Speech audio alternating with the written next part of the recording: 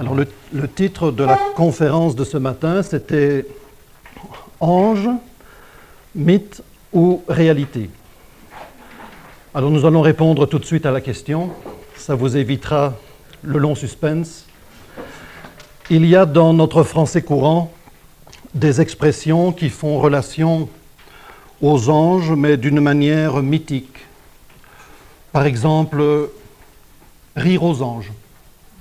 D'un bébé qui est dans son innocence à quelques jours, quelques semaines, on dit qu'il rit aux anges parce qu'il est dans la pureté, dans l'innocence.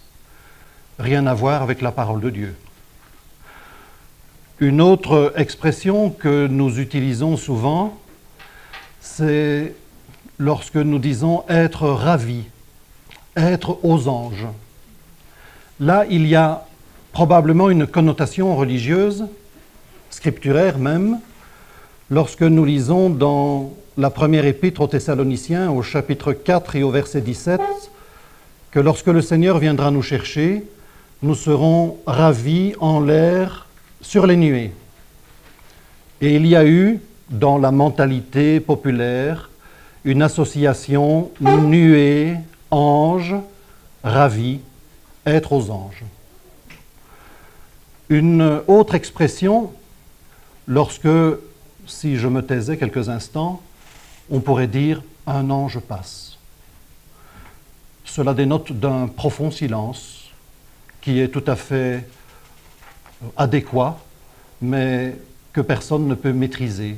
Et vous avez déjà entendu cette expression « un ange passe ». Selon la tradition, il paraîtrait que cette expression aurait été utilisée dans les pensionnats de jeunes filles lorsque, suite à leurs nombreux bavardages, tout à coup, il y avait un silence absolu qui se produisait. Un ange passe. Et une autre expression que vous connaissez également, qui est l'expression de l'ange gardien, qui, elle, est une expression que nous retrouvons peut-être pas de manière littérale dans la Bible, dans la parole de Dieu, mais dont nous allons retrouver beaucoup d'effets dans ce que nous allons étudier ensemble ce matin. Rien à voir avec ces relations d'accident de la route où un alcoolique reconnu sort indemne d'un accident et où la ferveur populaire vient dire « c'est son ange gardien qui a pris soin de lui ». Rien à voir évidemment avec le texte biblique qui va nous proposer des protections divines beaucoup plus grandioses, beaucoup plus glorieuses. Ça, c'est pour le mythe que je détruis en commençant, pour vous introduire directement dans la réalité. Et pour chacun de vous, vous avez certainement déjà connu une, si pas plusieurs expériences spirituelles profondes, où vous avez senti à votre côté, dans votre fort intérieur, la présence, la protection d'anges, que vous n'avez certainement pas vu comme nous nous voyons, puisque les anges, nous allons le voir, ce sont des esprits, mais vous avez senti la protection divine. Et je voudrais, entre autres, pour nous placer directement dans la réalité des choses, vous lire deux expériences que je puise dans un livre que je vous recommande dès à présent, Ce que la Bible dit des anges, le rôle des anges hier et aujourd'hui. Je vous donnerai les références bibliques à la fin. Il s'agit d'un missionnaire, John Paton, qui était parti aux Nouvelles-Hébrides, dans le Pacifique Sud, et il raconte ceci. « Une nuit, sa maison fut entourée par une tribu d'indigènes hostiles, déterminés à tuer les Patons et à mettre le feu aux bâtiments. Le missionnaire et sa femme prièrent pendant toute cette nuit de terreur, suppliant Dieu de les délivrer. La foule hurlante resta là toute la nuit, mais au lever du soleil, les assaillants disparurent. Les missionnaires remercièrent Dieu pour ce secours inexplicable. 1 an plus tard, le chef de cette tribu devint chrétien. John Paton, se souvenant de l'événement, lui demanda pourquoi il ne l'avait pas tué avec sa femme l'année précédente. Le chef, tout surpris, lui répondit « Qui étaient donc ces hommes qui entouraient votre maison ?»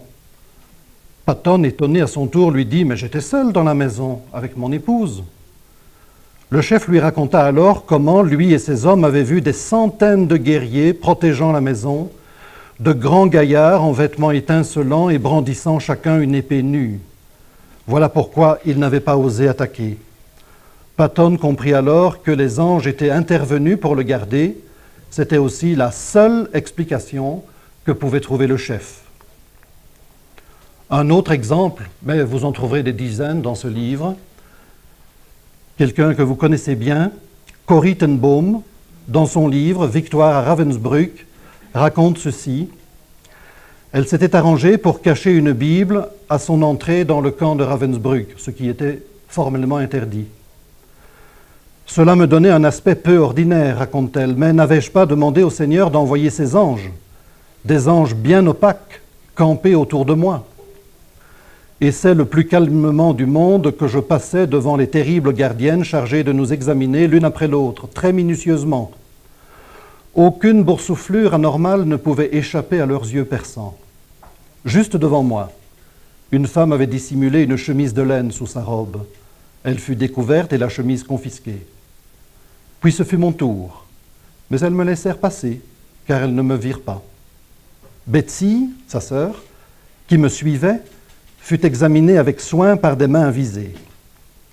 Un dernier danger nous guettait. De chaque côté de la porte, des surveillantes procédaient à une seconde vérification au fur et à mesure que nous sortions. Mais je savais qu'elles ne me verraient pas plus que la première fois, puisque les anges me servaient de rempart. C'est pourquoi je ne fus pas surprise lorsqu'elles me laissèrent passer. Un cri d'allégresse jaillit de tout mon être. « Ô Seigneur, si tu réponds ainsi à nos prières, nous pouvons envisager l'avenir sans crainte à Ravensbrück. » Réalité de la foi, réalité de l'existence des anges, réalité de la présence des anges, lorsque nous demandons leur secours, si c'est selon le plan et la volonté de Dieu, Dieu répond. Un premier verset dans la parole de Dieu, dans le livre des Juges, au chapitre 5 et au verset 20.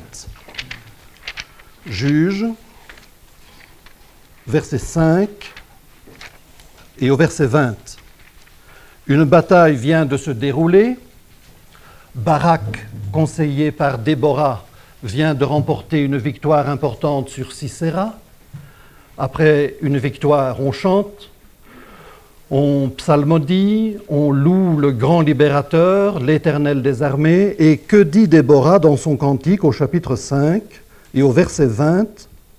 On a combattu des cieux, du chemin qu'elle parcourt, les étoiles ont combattu contre Sisera. Des étoiles, des anges. Un souvenir personnel. Il y a une dizaine d'années, nous étions allés visiter les assemblées d'Asie, Éphèse, Smyrne, Pergame, dans l'actuelle Turquie. Pour faire le tour de ces 7 assemblées, il fallait une journée complète. On s'était levé très très tôt, vers 3 heures du matin. Quel ciel merveilleux en Turquie, ciel d'un bleu profond, où scintillaient des milliers, des millions, des milliards d'étoiles. Je ne dis pas que toutes les étoiles sont des anges, mais je dis comme Sisera que des anges peuvent se transformer en étoiles pour nous éclairer, pour nous faire découvrir la voûte céleste selon ce que nous avons chanté dans notre cantique, merveilleuse création de Dieu, des étoiles qui scintillent de 1000 feux. Et ces étoiles, nous les retrouvons dans la Bible.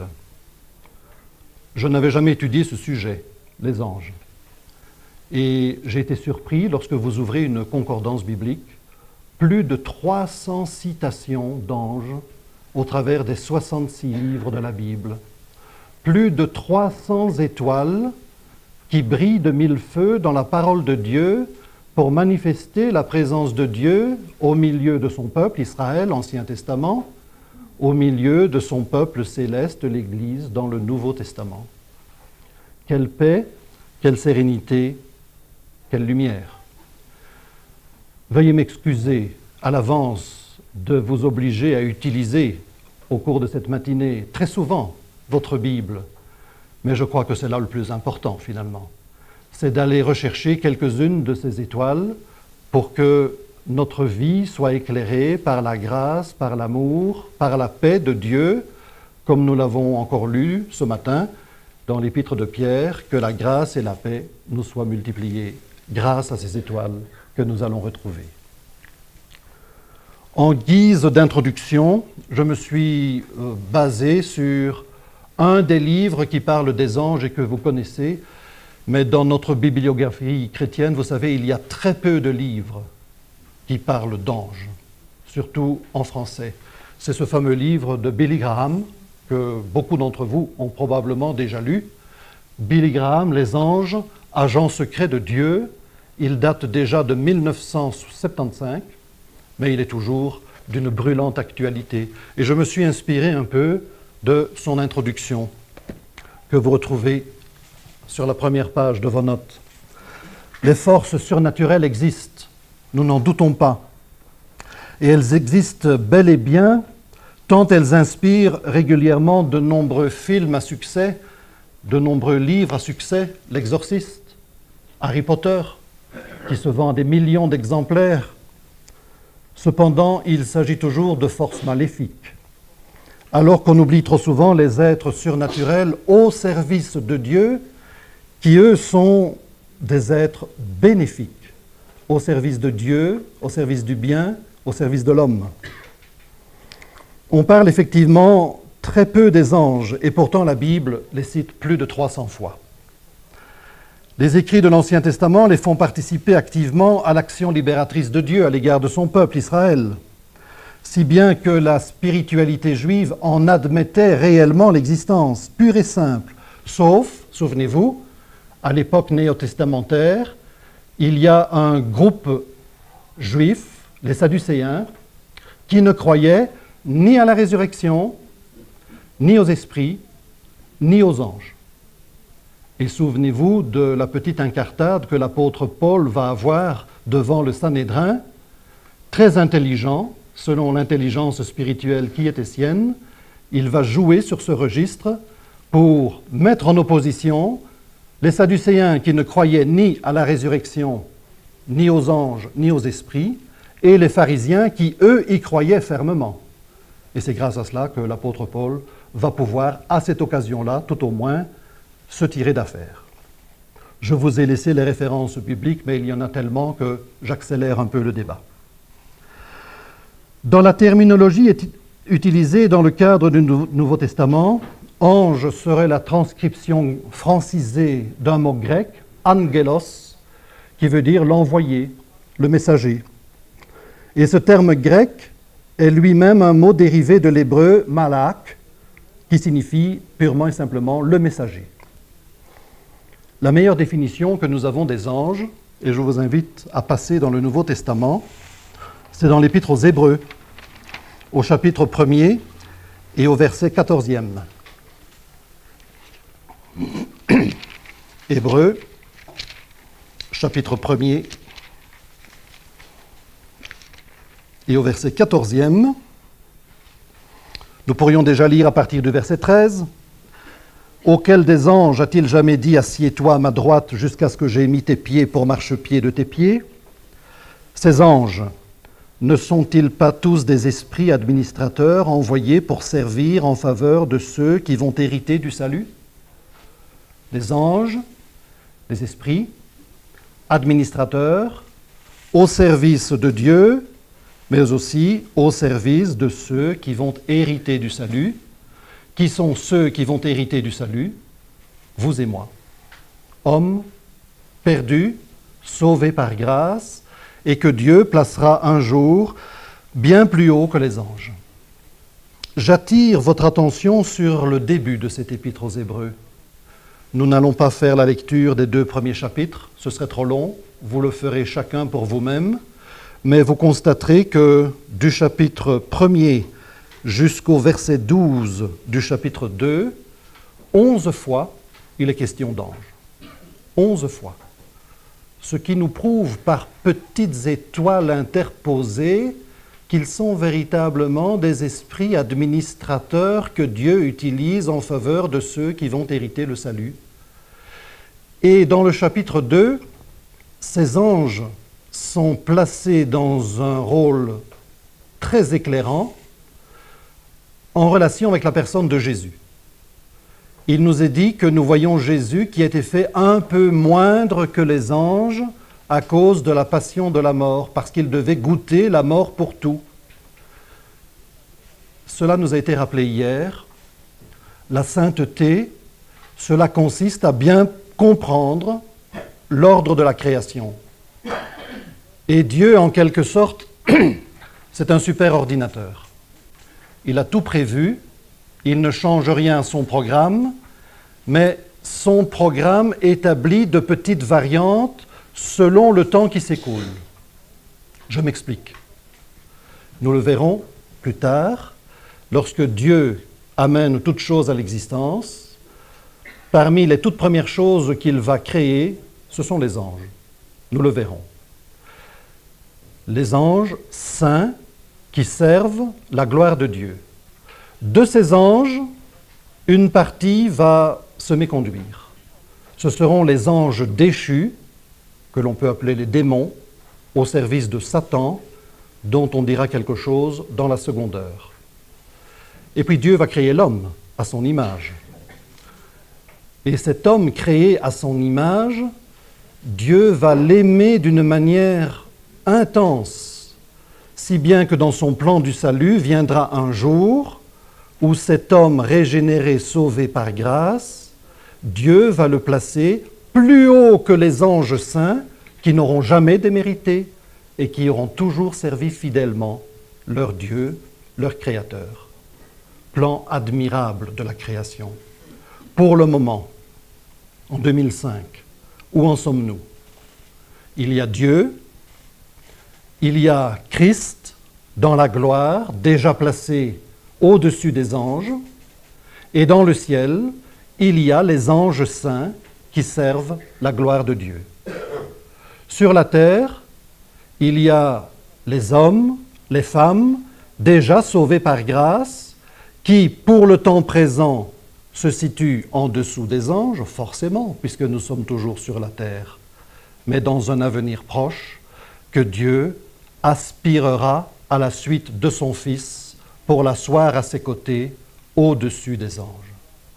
Et puis il y a l'autre partie de l'humanité déchue, tous ces hommes, toutes ces femmes qui ne croiront pas, qui rejetteront l'évangile de la grâce et que Dieu enfermera dans les tourments éternels. Avec qui? Nous le verrons plus tard, avec les anges déchus, ceux-là même qui n'ont pas voulu rester dans la présence divine. Avec qui? Avec leur chef, avec Satan. Apocalypse, chapitre 20, nous le verrons tout à l'heure. Voilà le plan de Dieu. Voilà la sainteté à laquelle l'apôtre Pierre veut nous accrocher, réaliser que nous sommes inscrits dans les plans de l'amour divin pour habiter un jour les cieux et pour être bien plus haut que les anges. De ces anges, faisons un peu le tour du plan que je vous ai préparé. Je vous parlerai dans le premier point de leur origine, de leur nature, au point 2 de leur nom, des rangs dans lesquels Dieu les a placés, de leur nombre, des tâches qu'ils accomplissent, soit d'une manière générale, soit au service du Seigneur Jésus lui-même. Et au chapitre 5, nous parlerons alors des anges déchus, de leur chef Satan et des activités de ces anges déchus. Et enfin, dans la troisième partie, nous aborderons quelques thèmes particuliers touchant la personne de l'ange de l'Éternel, dont nous retrouvons quelque chose dans nos Bibles lorsqu'il est écrit avec un A majuscule. Qui est-il, cet ange de l'Éternel? Et enfin, une appellation tout à fait singulière aussi, qui est l'ange de l'assemblée, dont nous retrouvons quelques caractéristiques en Apocalypse 2 et 3. Alors, ces anges, qui sont-ils? Job, chapitre 1er,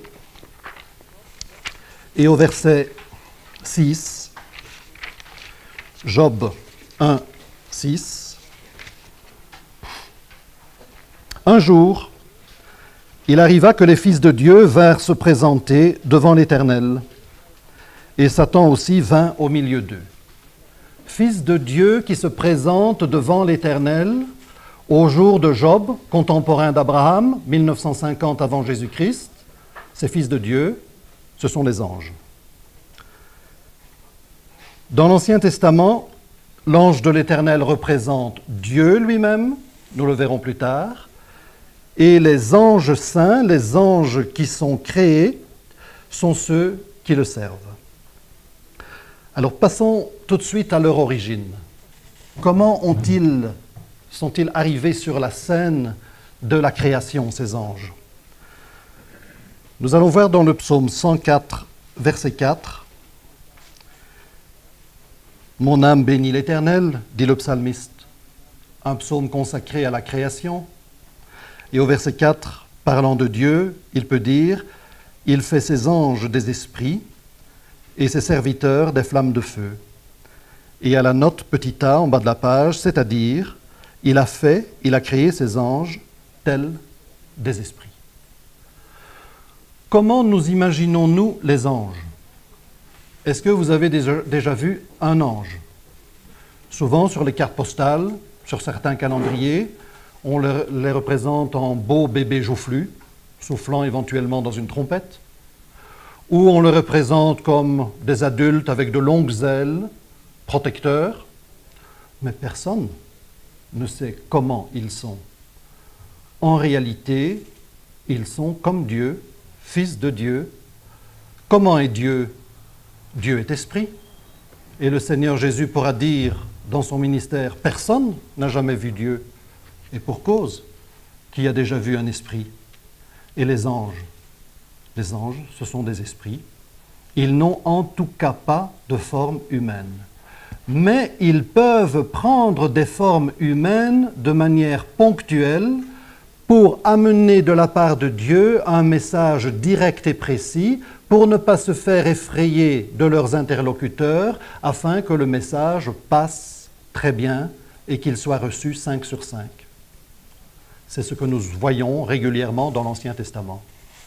Et c'est ce que nous voyons de manière lumineuse dans la personne du Seigneur Jésus. Jésus, c'est le Fils éternel. Il n'a pas été créé, c'est Dieu lui-même. Comme le Saint-Esprit, c'est Dieu lui-même. Mais au temps convenable, Jean 1, 14, la parole a été faite chair. C'est l'incarnation, mystère de la foi. Dieu se fait homme, afin qu'au milieu des hommes, la voix de Dieu, la gloire de Dieu puisse se manifester et que, d'homme à homme, il y ait ce contact direct. Le ciel s'abaisse sur la terre, Emmanuel vient jusqu'à nous. Pour les anges, c'est le même phénomène. Dieu les a créés au premier temps de la création, bien avant l'humanité. Ce sont des esprits qu'il garde dans sa proximité afin qu'ils le servent, qu'ils le louent, qu'ils l'adorent. Ce sont des esprits. Ils ont été créés par Dieu. Colossiens chapitre 1, verset 16.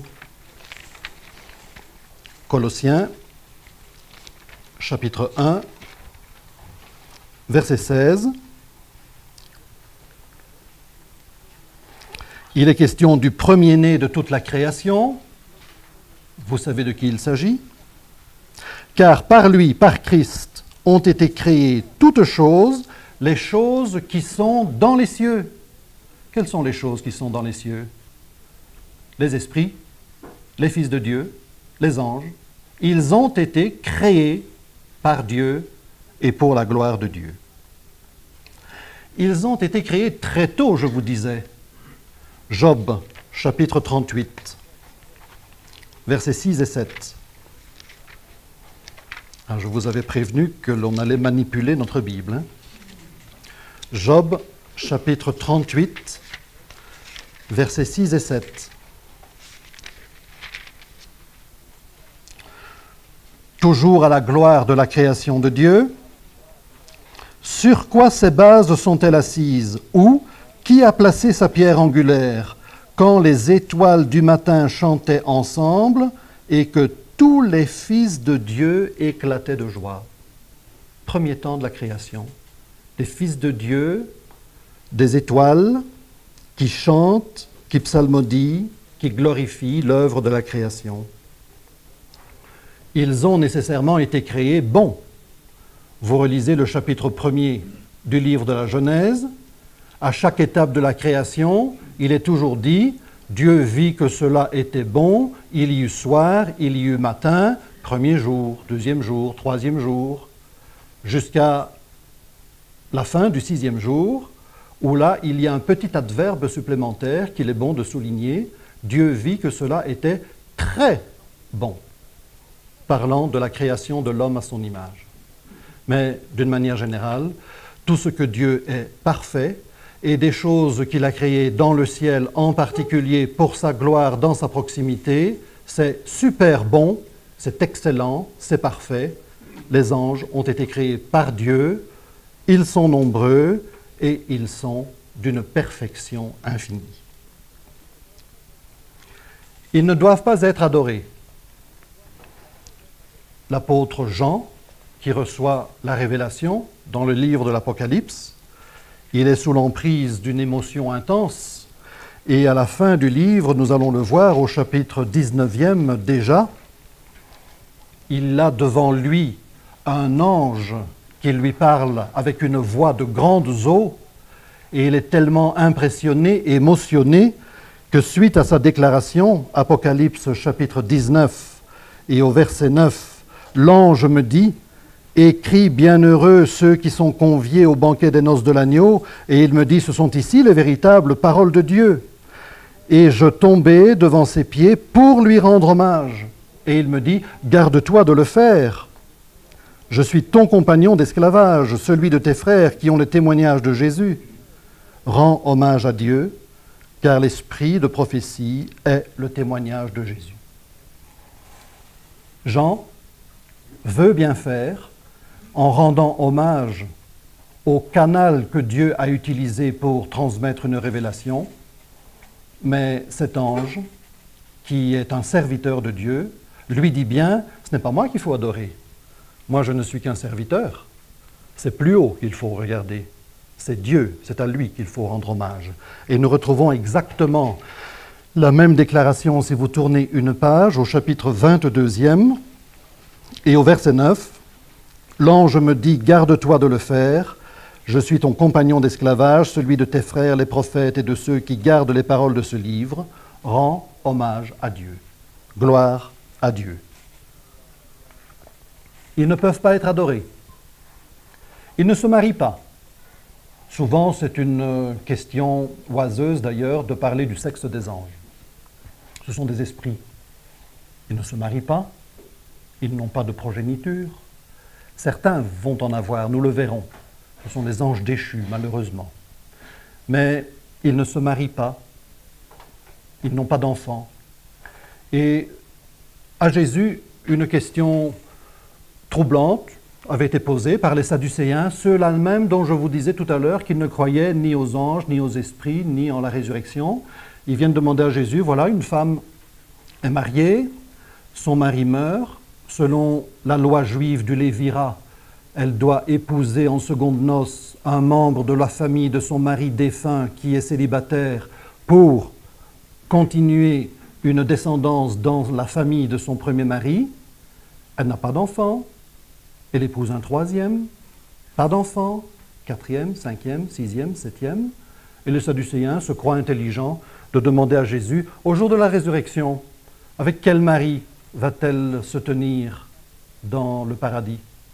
Et le Seigneur doit répondre, bien écoutez, chers Sadducéens, au ciel, nous serons comme des anges, et là, on ne se marie pas.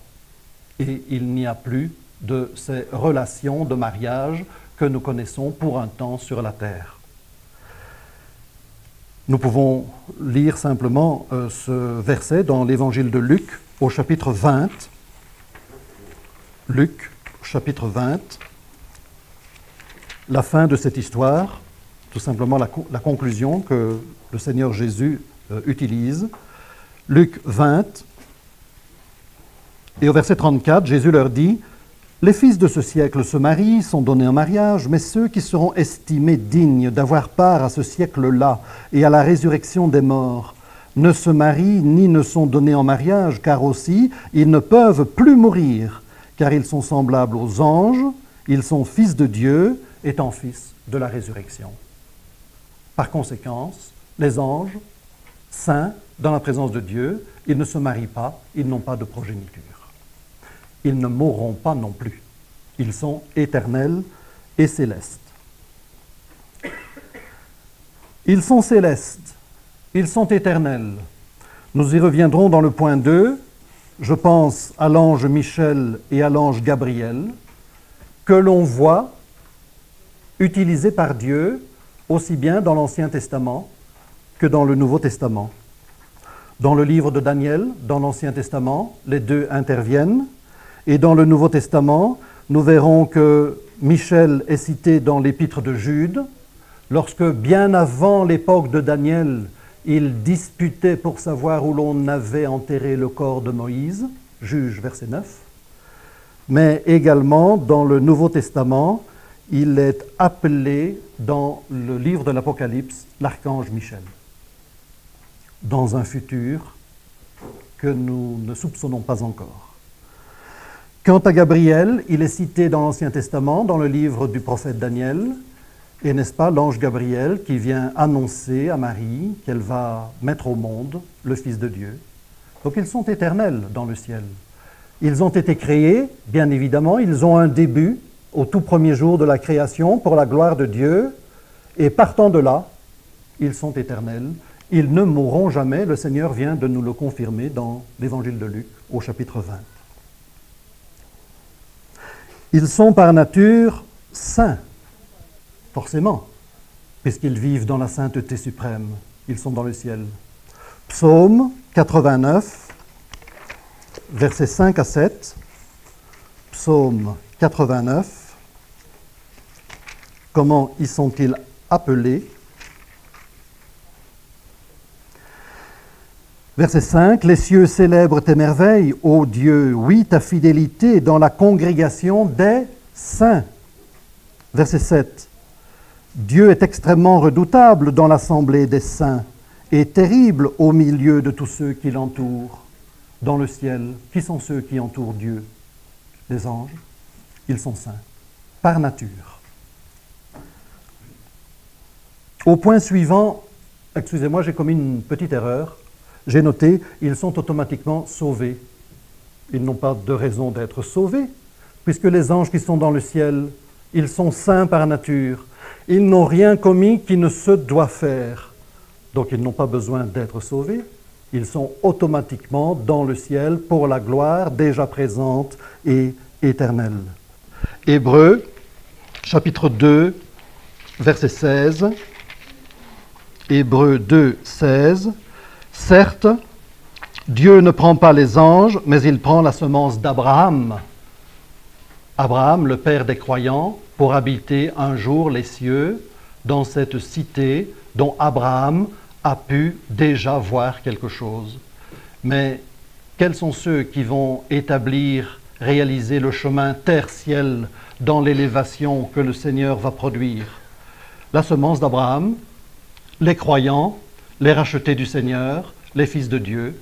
Mais les anges, ils restent où ils sont déjà sauvés, ils n'en avaient pas besoin, ils sont célestes, ils sont éternels, ils sont saints.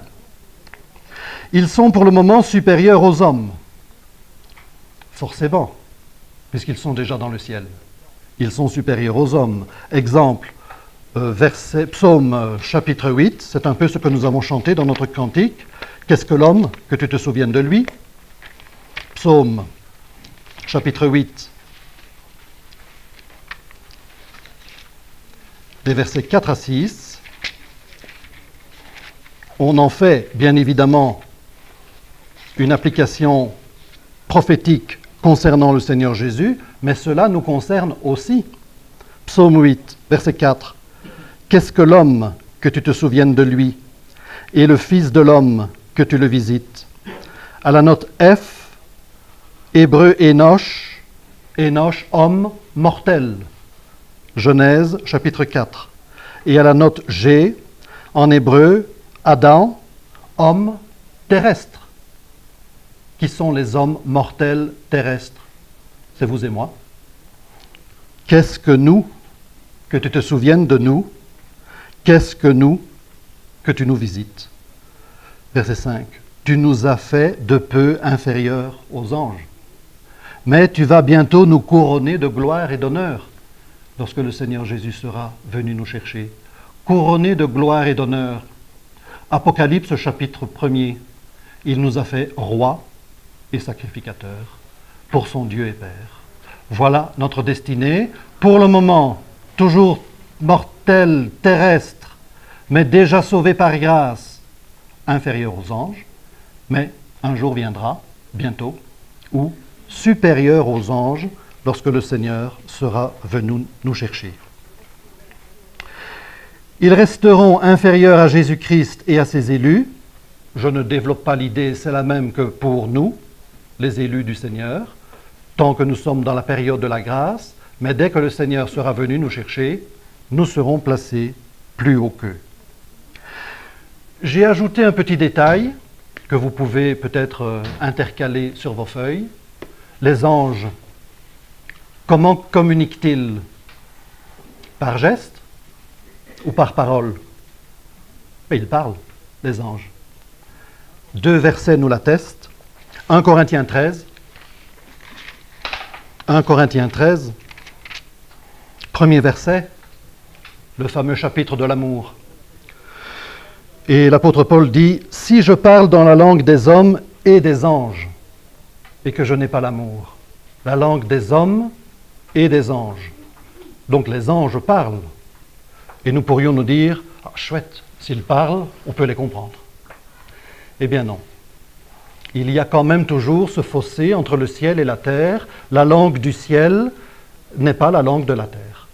Sur la terre, on l'a rappelé hier, Babel, confusion, multiplication des langues, avant que, au ciel, le Seigneur nous ait réunis pour ne plus parler qu'une seule langue dans un cantique nouveau, toute tribu, toute langue, toute nation, unifiée pour la gloire de Dieu, ne parlant plus qu'une seule langue, la langue des anges. Mais incompréhensible encore pour le moment.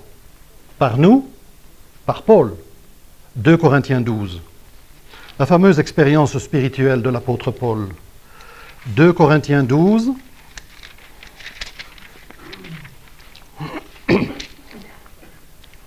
Et au verset 4, il parle d'un homme, mais c'est de lui-même qu'il parle. 2 Corinthiens 12, verset 4, qui a été ravi dans le paradis, il a entendu des paroles ineffables qu'il n'est pas permis à l'homme d'exprimer. Il a entendu des anges parler entre eux, mais il n'a rien compris. Il s'est bien rendu compte qu'il parlait de la gloire de Dieu, probablement, il s'est senti bien, il a réalisé une expérience formidable, unique. Mais les anges parlent entre eux.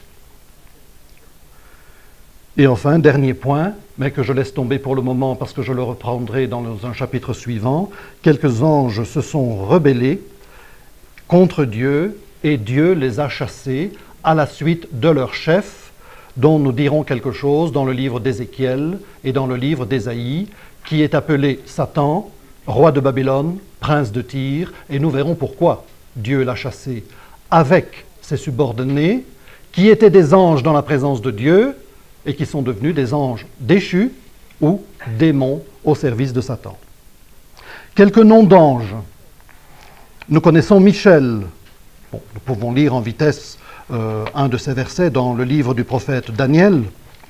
Daniel chapitre 10, par exemple. Michel est textuellement cité. Michel ou Michaël. Daniel chapitre 10, verset 5. C'est la vision de Daniel. Voici un homme vêtu de lin, ses reins étaient ceints d'or, du phase, son corps était comme un chrysolite, son visage comme l'aspect de l'éclair, ses yeux comme des flammes de feu, ses bras, ses pieds comme l'apparence de l'airain poli, la voix de ses paroles comme la voix d'une multitude. Il y a un ange qui vient se présenter devant Daniel, et il va lui raconter qu'il avait bien entendu sa prière, mais qu'il avait fallu attendre 3 semaines, parce qu'au ciel, il y avait eu un combat. Et oui, Satan peut très bien se retrouver dans le ciel. On ne s'imagine pas cela. Nous l'avons lu dans le livre de Job. dans la présence de Dieu et les fils de Dieu, et Satan qui va lancer un défi à Dieu. Et si Satan est là, il a probablement ses sbires aussi, il a probablement ses démons, ses subordonnés. Combat dans le ciel, impossibilité momentanée d'intervenir. Et puis que dit-il, cet ange, au verset 13, « Mais le chef du royaume de Perse m'a résisté 21 jours, et voici Michael, un des premiers chefs, vint à mon secours. » Voilà l'ange Michel, au jour de Daniel, qui dans le ciel est intervenu en faveur de Daniel sur la terre.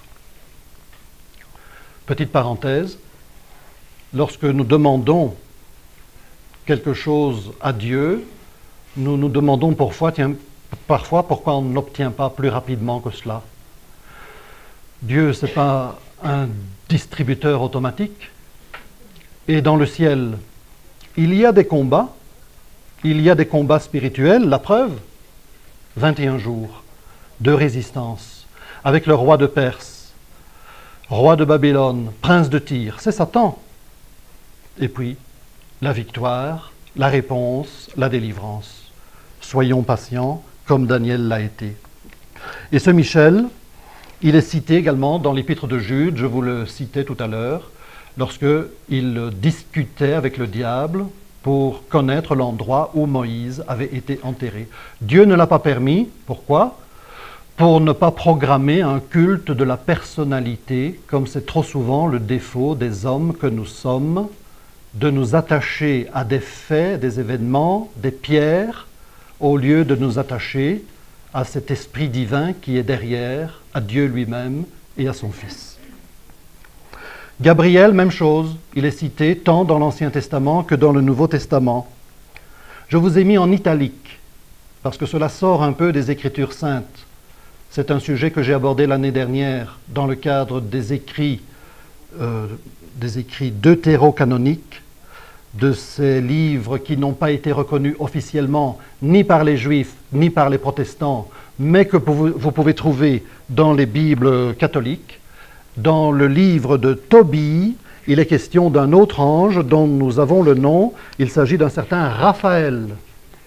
Et Raphaël, je vais vous dire ce que le livre de Tobie en dit au chapitre 12. Tobie, chapitre 12. Et au verset 6, Raphaël les bénit tous les deux et leur dit « Bénissez Dieu, célébrez-le devant les vivants pour ce qu'il a fait pour vous. » Et un peu plus loin, il va se donner à connaître. Et il va leur dire « À présent, je vais vous apprendre toute la vérité sans rien vous cacher. Je viens vous apprendre ceci. Il est bon de cacher le secret du roi et de révéler avec éclat les œuvres de Dieu. Eh bien, lorsque tu as prié, ainsi que Sarah, c'est moi qui ai présenté le mémorial de votre prière en présence de la gloire du Seigneur. De même, lorsque tu enterrais les morts. Quand tu n'as pas hésité à te lever et à laisser ton dîner pour aller ensevelir le mort, c'est alors que j'ai été envoyé vers toi pour te mettre à l'épreuve. Mais dans le même temps, Dieu m'a envoyé pour te guérir, ainsi que ta belle-fille Sarah. Je suis Raphaël, l'un des 7 anges qui se tiennent devant la gloire du Seigneur et pénètrent en sa présence. » C'est bien sûr dans un livre que nous ne reconnaissons pas au regard de la foi, mais qui nous montre quand même que dans la littérature biblique des premiers siècles, Raphaël, et chez nos frères et sœurs catholiques d'ailleurs, est toujours reconnu et vénéré comme un ange de Dieu vivant dans la présence de Dieu. Alors ils sont appelés fils de Dieu, nous l'avons vu dans le livre de Job. Nous le reverrons tout à l'heure dans le livre de la Genèse, mais d'une manière négative. Genèse chapitre 6, juste avant l'histoire de Noé, c'est la fameuse histoire où les fils de Dieu virent que les filles des hommes étaient belles. C'est le fameux moment où les anges saints désobéissent, perdent leur sainteté, pour s'investir dans l'humanité, avoir des relations sexuelles avec les filles des hommes qu'ils trouvaient belles, et ils sont irrémédiablement rejetés, déchus, et nous verrons l'avenir que Dieu leur réserve. Ils sont saints, nous l'avons déjà lu dans la première partie, ce sont des esprits, je vous renvoie à Hébreux 1,14, esprits administrateurs pour servir en faveur de ceux qui vont hériter le salut. 2 termes hébraïques, mais ce sont des anges, des chérubins, des séraphins. Les chérubins apparaissent très tôt, souvenez-vous de l'histoire du Jardin d'Éden, suite à la désobéissance. Qu'est-ce que Dieu va faire? À l'entrée du jardin, chérubin avec une épée pour empêcher l'homme de revenir vers l'éternité bienheureuse à laquelle Dieu le destine, mais dans laquelle Dieu l'avait placé. C'est à cause de la désobéissance d'un seul, épître de Paul aux Romains, que le péché est entré dans le monde et par le péché, la mort. Et partant de là, nous avons tout le programme salvateur de Dieu inscrit dans la personne du Seigneur Jésus, le Sauveur du monde, au dire des Samaritains dans l'Évangile de Jean au chapitre 4. Des chérubins que nous voyons intervenir à de multiples reprises, notamment dans le livre d'Ézéchiel, très souvent dans le livre d'Ézéchiel, liés d'ailleurs à la gloire du temple de l'Éternel à Jérusalem. Les séraphins, nous n'en avons qu'une citation dans toute la Bible. Curieux, c'est la vision d'Ésaïe. Ésaïe, chapitre 6, vous la connaissez aussi bien que moi. C'est la seule mention de séraphins dans toute la Bible. Ésaïe, chapitre 6. L'année de la mort du roi Osias, je vis le Seigneur assis sur un trône haut et élevé. Les pans de sa robe remplissaient le temple. Des séraphins se tenaient au-dessus de lui. Ils avaient chacun 6 ailes. De 2, ils se couvraient la face. De 2, ils se couvraient les pieds. De 2, ils volaient. L'un criait à l'autre. Vous voyez bien qu'ils se parlent. Ils crient l'un à l'autre, donc ils se comprennent. L'un criait à l'autre, et nous connaissons toute l'histoire. Et au verset 6, l'un des séraphins vola vers moi, et il avait en sa main un charbon ardent, etc. C'est la seule mention des séraphins. Qu'est-ce que nous pouvons déduire des chérubins et des séraphins? Les chérubins, souvenez-vous aussi, c'était les 2 chérubins qui étaient au-dessus du propitiatoire, au-dessus de l'arche de l'Alliance, et qui regardaient vers le bas, vers ce qu'il y avait dans le tabernacle, dans l'arche de l'Alliance. Il y avait les 2 tables de la loi, il y avait la cruche qui servait à ramasser la manne dans le désert, et il y avait le bâton d'Aaron qui avait bourgeonné. Tout est en relation, chérubins comme séraphins, avec la gloire intrinsèque de Dieu. Ils sont esprits, administrateurs, mais attachés de par leur sainteté, leur éternité, leur caractère céleste, à la gloire précise et précieuse de Dieu. Et alors ils ont des rangs. On a relaté hier que nous avions affaire à un Dieu d'ordre. Et c'est bien vrai. Et notre faculté, par la grâce de Dieu, c'est de retrouver cet ordre divin. Et les anges, ils sont placés à des niveaux différents. Il y a des ordres. Éphésiens, chapitre 1, verset 16. Éphésiens,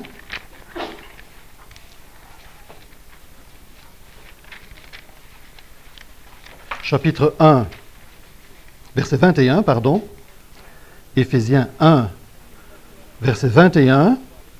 Il l'a fait asseoir à sa droite dans les lieux célestes, au-dessus de toute principauté et autorité et puissance et domination. Donc Jésus, l'œuvre accomplie, meurt, ressuscite, est élevé par la puissance de Dieu dans les lieux célestes. Et où Dieu va-t-il le placer? Au-dessus de toute principauté, autorité, puissance, domination. Donc dans les lieux célestes, il y a des quadrillages, il y a des ordres d'anges. Nous avons affaire à un Dieu d'ordre. Une autre mention dans l'épître aux Colossiens, nous tournons quelques pages, Colossiens chapitre 1, il y a une erreur de référence biblique, c'est le verset 16. Colossiens 1, 16, nous l'avons déjà lu. Par lui ont été créées toutes choses, les choses qui sont dans les cieux, les choses qui sont sur la terre, les visibles, les invisibles, soit trône, seigneurie, principauté, autorité, tant sur le ciel que sur la terre. Trône, seigneurie, principauté, autorité. Et cerise sur le gâteau, me direz-vous, mais il y a probablement des super-anges, ceux que l'on appelle des archanges. 1 Thessaloniciens 4, verset 16. 1 Thessaloniciens 4, verset 16. « Car le Seigneur lui-même, avec un cri de commandement, avec une voix d'archange, donc une voix de commandeur, une voix de commandant, la voix d'un de ses principaux anges. » Autre citation, Juge 9, que je vous ai déjà cité 2 fois, mais que finalement j'aime à vous lire directement. Jude, le verset 9, c'est ce fameux Michel, Jude 9, mais Michel, l'archange, qu'en discutant avec le diable, et vous connaissez l'histoire, donc il y a des classes d'anges dans le ciel, mais ils sont tous au service de Dieu et tous à la gloire de Dieu. Alors nous continuons le sujet et nous allons voir que les anges sont excessivement nombreux. À partir de maintenant, je parlerai des anges saints, des anges qui sont au service de Dieu, dans le ciel, dans la proximité de Dieu. Par après, je vous parlerai des anges déchus, mais pour le moment, tout ce que je vais vous dire concernant les anges concerne ceux qui sont dans le ciel, au service de Dieu. Ils sont plusieurs. Nous commençons par le mot « plusieurs ».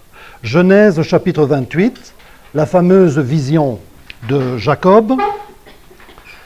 Genèse 28, verset 12.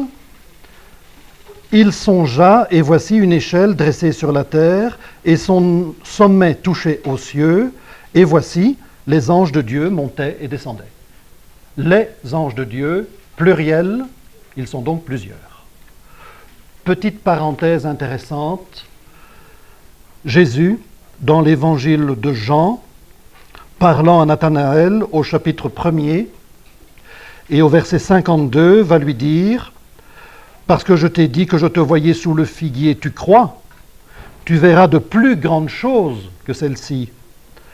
En vérité, je vous dis, désormais vous verrez le ciel ouvert, les anges de Dieu montant et descendant sur le Fils de l'homme. » Même image, mais petite différence.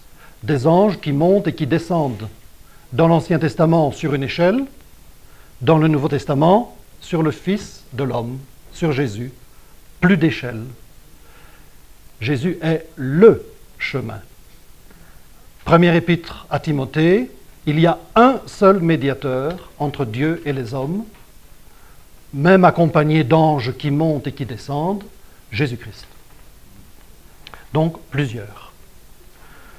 Ils sont même assez nombreux. Genèse chapitre 32, une autre vision, toujours pour Jacob. Genèse 32, verset 1er, Jacob alla son chemin. Les anges de Dieu le rencontrèrent et Jacob dit quand il les vit, c'est l'armée de Dieu. Et il appela le nom de ce lieu-là Mahanaïm. 2 armées ou 2 camps. Imaginez-vous le nombre de militaires dans une armée. Ils sont déjà beaucoup plus nombreux que ce qu'il avait vu montant et descendant sur une échelle. Très nombreux. Daniel, chapitre 7, verset 10, mais je préfère la version second, excusez-moi. Daniel, chapitre 7, verset 10. Un fleuve de feu coulait et sortait de devant lui, 1000 milliers le servaient, 10 000 millions se tenaient en sa présence. De plus en plus nombreux selon la révélation de la parole. 1000 milliers, 10 000 millions. Rien que pour le Seigneur Jésus, lorsqu'il est accusé. Matthieu chapitre 26, verset 53, que dit-il ? Matthieu 26, 53. Il parle à l'apôtre Pierre et il lui dit « Remets ton épée en son lieu, car tous ceux qui auront pris l'épée périront par l'épée. Penses-tu que je ne puisse pas maintenant prier mon Père et il me fournira plus de 12 légions d'anges ?» Une légion dans le campement romain, c'est 6 000 hommes. 12 fois 6 000, 72 000. Et ici, plus de 12 légions, rien que pour venir instantanément aider le Seigneur Jésus sur la terre, s'il l'avait voulu. Il n'avait qu'à le demander. Et puis un autre terme qui est utilisé souvent dans la parole, myriade. Myriade, j'ai relevé en nota bene la définition du Petit Larousse. Myriade, quantité innombrable, indéfinie. Avec ça, vous pouvez vous imaginer tout ce que vous voulez, mais vous pouvez surtout ajouter tous les zéros que vous voulez. Qu'est-ce que ça veut dire? Revenons aux promesses que Dieu fait à Abraham pour essayer de comprendre cette quantité innombrable, indéfinie. Genèse 13, verset 16. L'Éternel dit à Abraham, « Je ferai que ta semence sera comme la poussière de la terre. » Vous vous êtes déjà amusé à compter le nombre de grains de la poussière de la terre? Chapitre 15, Genèse 15, verset 5. Et il le fit sortir dehors et dit, « Regarde vers les cieux, compte les étoiles, si tu peux les compter. » Même problème. Et enfin, toujours Abraham, chapitre 22, le verset 17.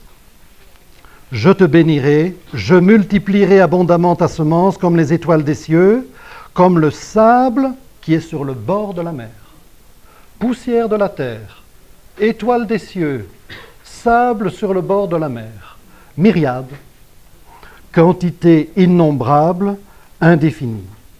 Et nous trouvons non seulement une myriade, déjà très conséquente, des myriades, pluriel.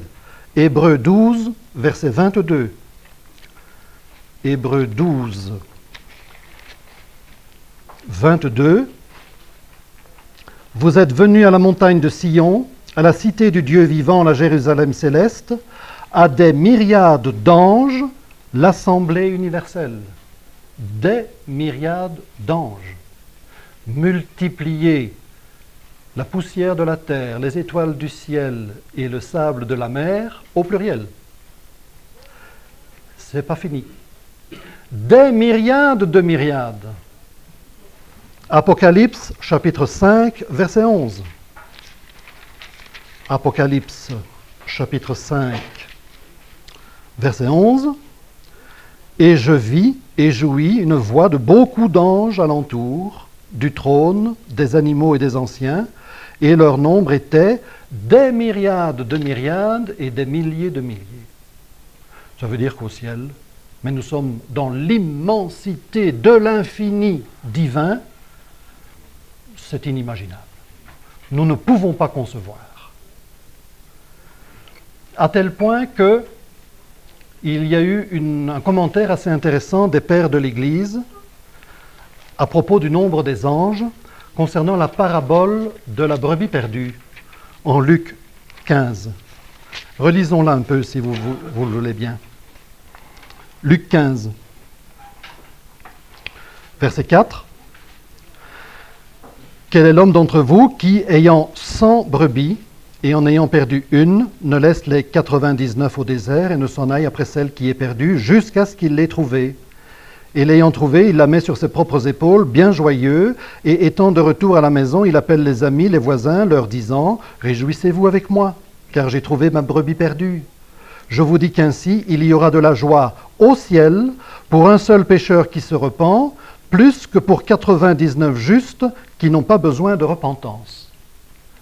Commentaire classique. Une réunion d'évangélisation, une centaine d'auditeurs, une conversion, beaucoup de joie dans le ciel pour un seul converti par rapport aux 99 qui s'estiment justes, qui s'estiment dignes, qui estiment qu'ils n'ont pas besoin de ceci ou de cela. Note intéressante chez les pères de l'Église.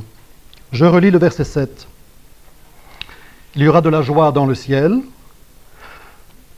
pour un seul pécheur qui se repent, plus que pour 99 justes qui n'ont pas besoin de repentance. Ils n'ont pas besoin de repentance, pourquoi? Parce qu'ils sont déjà dans le ciel. Ce sont des anges. Voilà la joie dans le ciel. Voilà pourquoi il y a de la joie dans le ciel. Dans le ciel, il y a déjà ces 99 justes anges de Dieu qui jouissent déjà de la paix, de la grâce, de l'amour divin. Conclusion des pères de l'Église. il y aura 99 plus d'anges dans le ciel que d'hommes sauvés et régénérés. Ça vaut ce que ça vaut. Mais vous voyez qu'à partir d'un verset, il y a moyen d'en extraire quand même de très belles choses, toujours pour la gloire de Dieu. Mais pour les pères de l'Église, les 99 justes sont déjà dans le ciel et seraient déjà des anges au service de Dieu. Et c'est pour cela que la joie est éclatante pour ce seul pécheur qui se convertit et qui vient à repentance. Deuxième feuille, les tâches des anges de Dieu. En deux parties.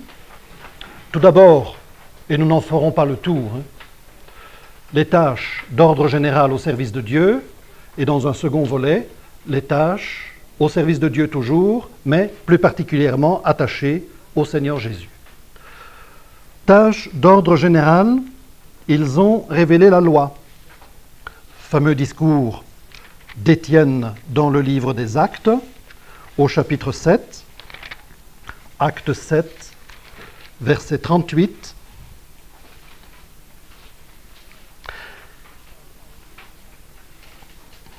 Il parle de Moïse, Acte 7, 38. C'est lui qui fut dans l'assemblée au désert avec l'ange qui lui parlait sur la montagne de Sinaï. Et au verset 53 du même chapitre, vous, vous avez livré et mis à mort le juste, vous qui avez reçu la loi par la disposition des anges. Donc, les anges ont bien été utilisés par Dieu pour révéler la loi à Moïse sur le mont Sinaï, et enfin à tout le peuple d'Israël, selon toutes les classes qui ont été chargées d'instruire le peuple. Les autres versets bibliques que je vous ai mis en référence confirment ce que je viens de vous lire. Pour accélérer, je passe au point 2. Ils apportaient directement les messages de Dieu. Exemple avec Corneille, toujours dans le livre des Actes, au chapitre 10. Que se passe-t-il à Césarée, chez Corneille, centurion de la cohorte appelée Italique? Acte 10, verset 3. Ce Corneille vit clairement en vision, environ vers la 9e heure du jour, un ange de Dieu entrant auprès de lui et lui disant « Corneille ». Et fixant les yeux sur lui, étant tout effrayé, il dit « Qu'est-ce, Seigneur ?» Et il lui dit « Tes prières et tes aumônes sont montées pour mémorial devant Dieu. Et maintenant, envoie des hommes à Joppé et fais venir Simon qui est surnommé Pierre. Il est logé chez un certain Simon corroyeur qui a sa maison au bord de la mer. Et quand l'ange qui lui parlait s'en fut allé, Corneille, ayant appelé 2 de ses domestiques, et vous connaissez l'issue de cette histoire, l'ouverture de la grâce divine par l'intermédiaire de Pierre, suite à l'apparition de l'ange à Corneille, aux nations que nous sommes. Mais voilà, s'il n'y avait pas eu cet ange envoyé par Dieu pour apporter ce message clair et précis à Corneille, qui ne connaissait Pierre, ni d'Ève, ni d'Adam, bien jamais nous n'aurions connu ce que le Seigneur nous réservait. Donc, l'envoyé, le messager de Dieu, c'est cet ange qui est apparu à Corneille. Je vous ai dit tout à l'heure que les anges ne se font pas adorer, et pour cause. Souvenez-vous, Apocalypse 19 et 20, non pas à moi, mais rend hommage à Dieu. Mais par contre, eux, dans leur rôle et dans leur service, ils prient et ils adorent Dieu. Apocalypse 5, nous venons d'en lire un extrait concernant les myriades de myriades, mais que font-ils en Apocalypse 5, versets 11 et 12? Ils sont des myriades de myriades, des milliers de milliers. Ils disent à haute voix, « Digne est l'agneau qui a été immolé de recevoir la puissance, richesse, sagesse, force, honneur, gloire, bénédiction. » Donc, eux rendent gloire, eux prient, eux adorent. Et ils adorent inévitablement le Fils unique venu de la part du Père, dans le contexte de ce chapitre 5, l'agneau de Dieu qui a été immolé, chapitre 1er, et qui a été glorifié, chapitres 5 et 6. Il pourvoit aux besoins de Dieu. Dans le premier livre des rois, une question? Du peuple de Dieu, oui, excuse-moi. Premier livre des rois, chapitre 19. Il pourvoit aux besoins du peuple de Dieu. 1 Roi 19.